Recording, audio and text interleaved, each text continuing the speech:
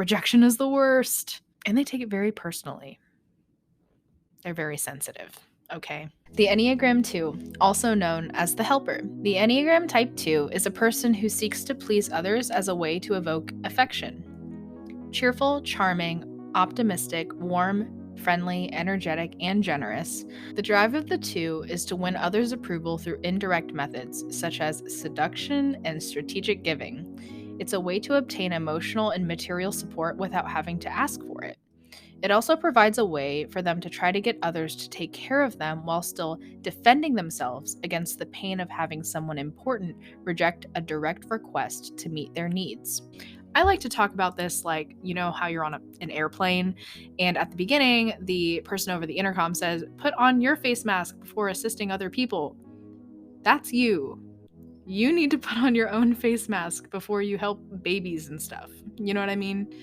So just do it. The oxygen mask. 2s want to put it on everybody else before they put it on themselves, and then they die.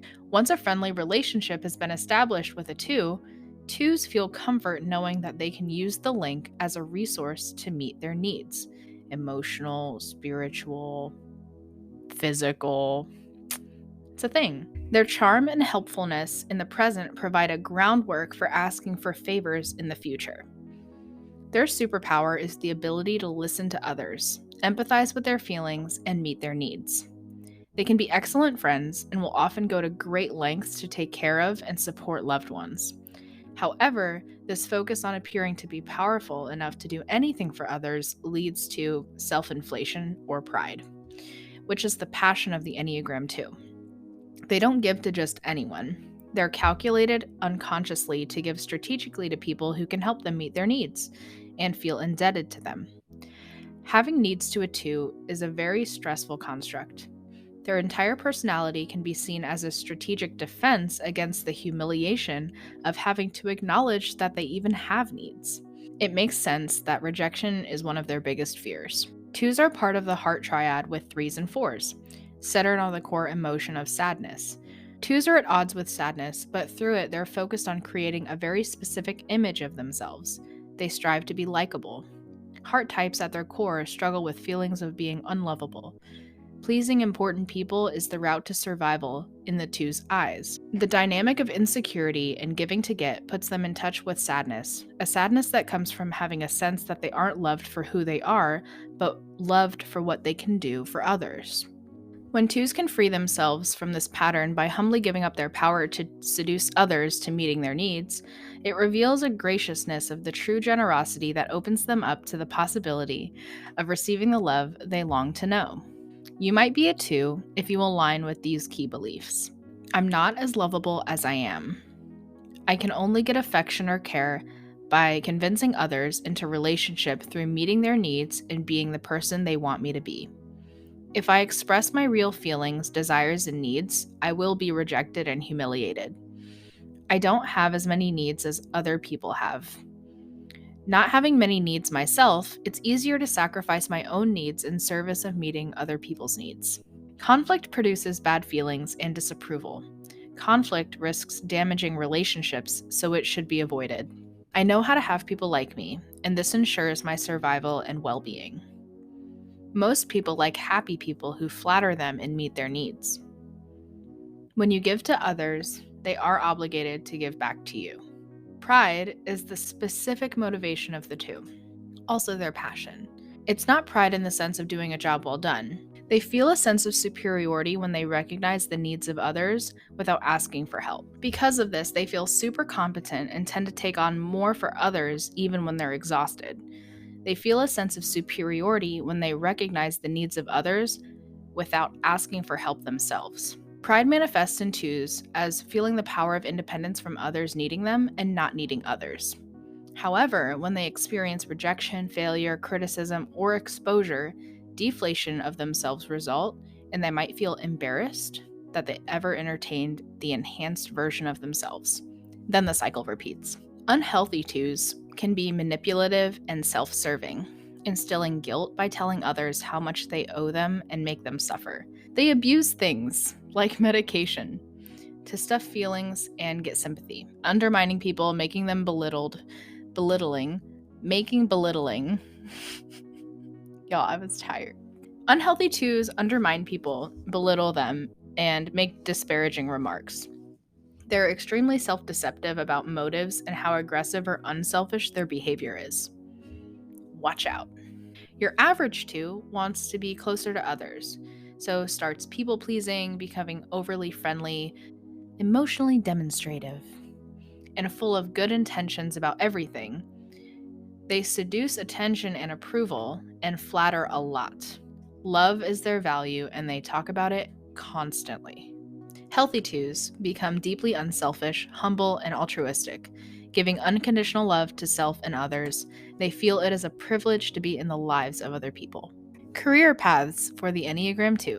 Type 2s make great human resource workers, grade school teachers, nurses, social workers, religious leaders, doctors, counselors, or therapists.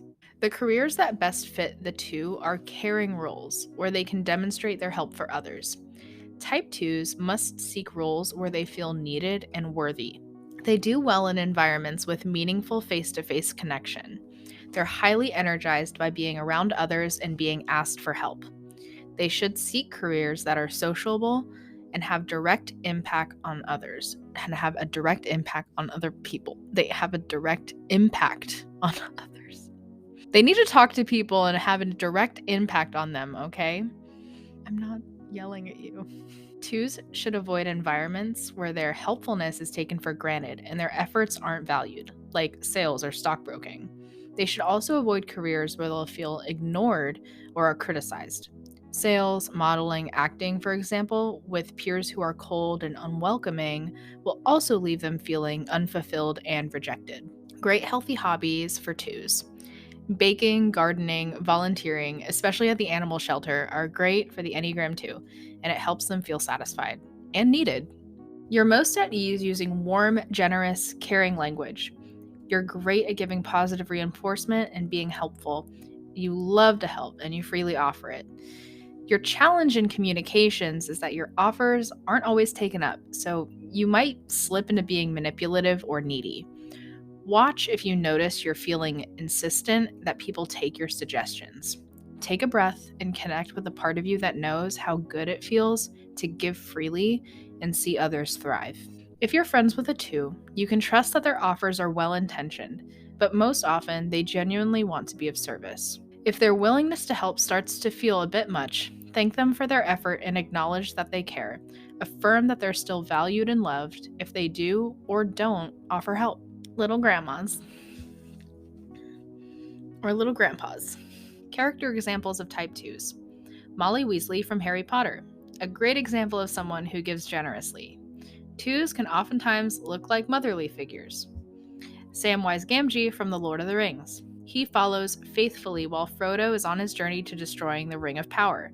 He wants to be wanted, and even goes so far as to carry Frodo to the volcano at the end where he can complete his task.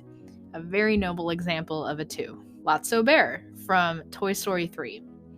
He's an example of an unhealthy Enneagram 2 who uses his generosity as a front at the beginning, and then he starts being controlling and manipulative. He takes drastic measures to ensure that he will always be needed in the daycare, but his inflated sense of pride dooms him to his fear of being ultimately rejected. Spoiler alert. I'm sorry. And also Lord of the Rings, but like, who hasn't seen Lord of the Rings? Growth as an Enneagram 2. This is going to be vital to your sense of sanity and your energy levels. First and foremost, remember that if you're not addressing your own needs, it's highly unlikely that you'll be able to meet anyone else's needs without problems, underlying resentments, and continual frustration. Further, you'll be less able to respond to people in a balanced way if you haven't gotten adequate rest and taken care of yourself properly. So it's not selfish to make sure that you're okay before attending to the needs of others. Try to become more conscious of your own motives when you decide to help someone. While there are many things you might want to do for people, it's often better to ask them what they really need first. You're gifted at accurately assessing others' needs and feelings, but that doesn't necessarily mean they want those needs remedied by you in the way you have in mind. Communicate your intentions and be willing to accept a no thank you. Resist the temptation to call attention to yourself and your good works. After you've done something for others, don't remind them about it. Just let it be. If you can recognize what others are giving you, you'll rest more easily in the knowledge knowing that you really are loved. Love is always available, but only to the degree that we are present and therefore receptive to it. Healthy self-talk for Type 2s. I love others and myself unconditionally. I give sincerely from my heart. I have healthy emotional needs. I am present to my emotional needs. I'm loved for who I am. I am lovable. I undertake self-care. I'm able to express and ask for what I want. I'm Noelle. Check out the rest of the Enneagram series to learn more.